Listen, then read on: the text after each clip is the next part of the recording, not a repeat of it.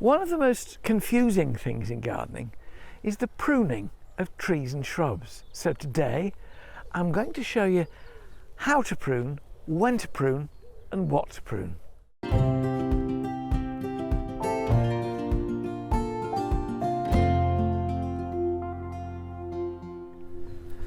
Now when it comes to pruning tools, basically you need 3, depending on the thickness of the stem you're cutting. For smaller stems and branches, a sharp pair of secateurs. For branches that are slightly thicker, a pair of loppers. These can take anything up to about 1 inch. And for really thick stems, then a pruning saw. So with those 3 in your armoury, you're well equipped to prune almost anything.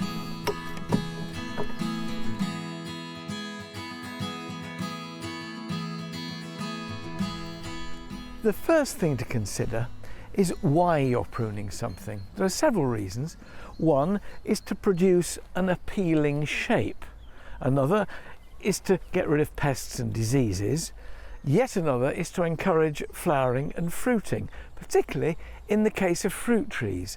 Now here's a tree that's been well pruned over the years. It's an apple. It's got a good, well-spaced framework of mature branches which will allow a good through flow of air to keep it healthy and to discourage fungus diseases like mildew which thrive in stagnant air. The time to prune apple trees and most fruit trees, not all but most, apples and pears certainly, is in winter when they're dormant. Now these buds haven't yet broken, they haven't yet started to emerge, it's still dormant, just time still to prune it. What are you trying to encourage? Flowers and fruit, and they occur on things called fruiting spurs. And here's a classic. This is a fruiting spur. It's a little tiny bud sticking out, but it's fat. It's got blossom in it. You'll see others here.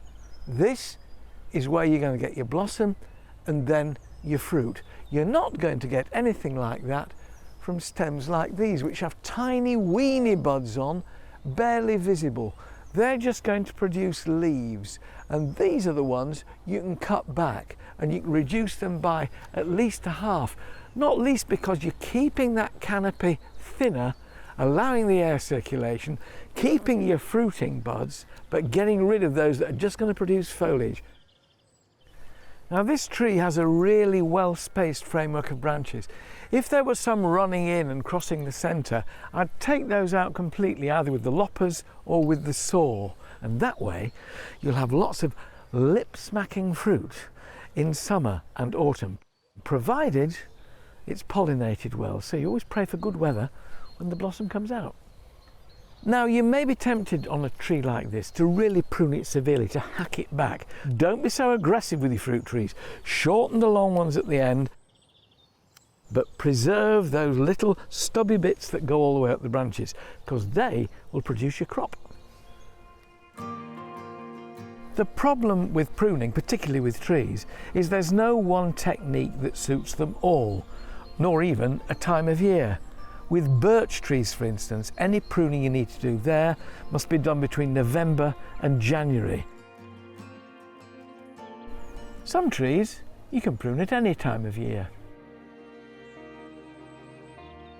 This is the maidenhair tree, Ginkgo biloba. They tell us it was here when dinosaurs were roaming the land.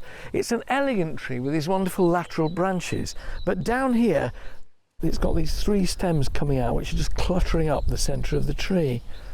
I'm finding a spot where I can get right through it and it should fall away.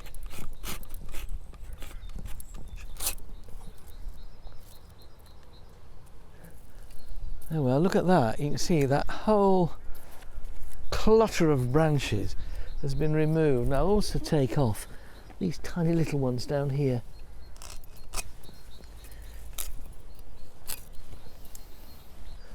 And you now have a tree which displays its elegant, almost tiered wedding cake appearance.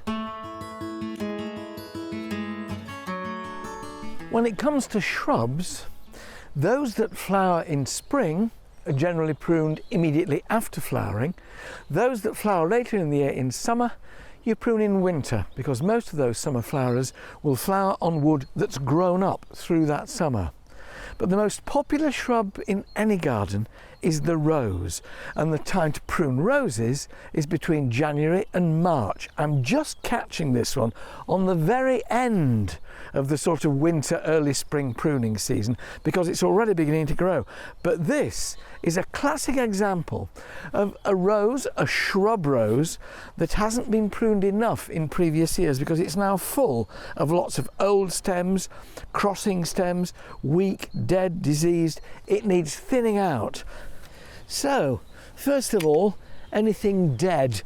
This bit down here, dark brown, brittle. It's coming up through the centre. That's not going to do anything, so that's out for a start.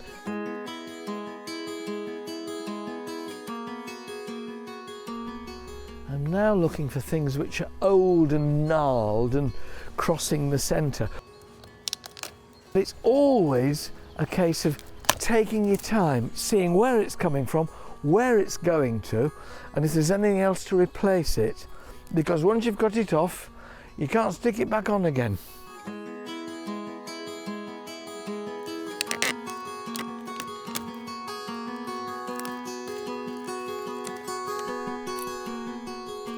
The difference between dead stems and old stems, dead has no living wood on it at all. A lot of these older stems have got green young ones coming out the top, but there's still too many of them, and I need to reduce the numbers. What's that one doing? I think he can come out.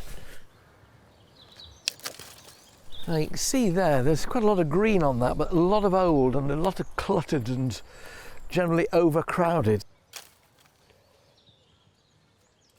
Shrub roses, which is what these are, you do not cut right down to knee height, which is what you do with bush roses, hybrid teas and floribundas, the big fat cabbages. These tend to be taller, so you tip them back and thin the framework out, which is what I'm doing now.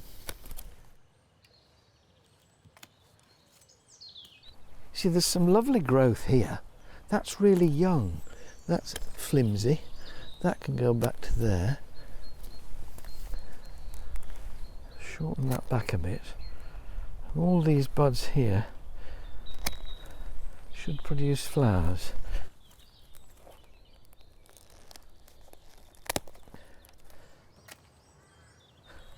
So there we are. I've created a well-spaced branch framework which allows a through flow of air, so mildew and black spot will be less likely because of the air circulation. All this bush now is full of vigour. A good feed now with blood, fish and bone, and your rose bush, your shrub, is set up for the summer.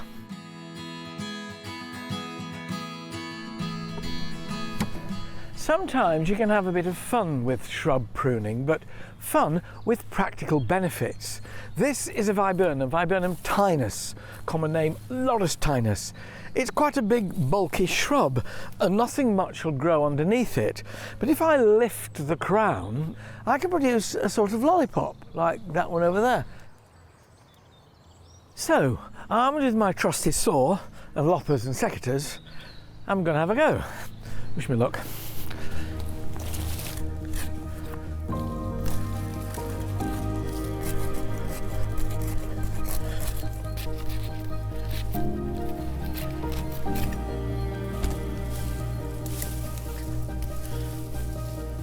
Oh!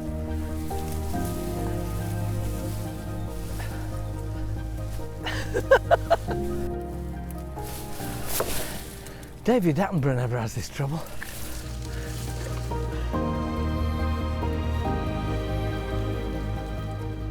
So I'm beginning to let light through the bottom now, and I'm going to gradually work my way up, taking off more of these lower ones here,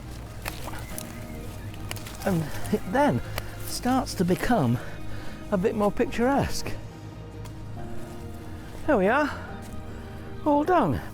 I think it's rather fun, and look at the amount of extra ground I've got that I can now plant up, which has got sunlight coming onto it. Extra bit of garden. Just a quick reminder to subscribe to the channel if you haven't done so already. This is a growing community for people who know nothing about gardening but want to learn, and for those who are more experienced, so come and join us.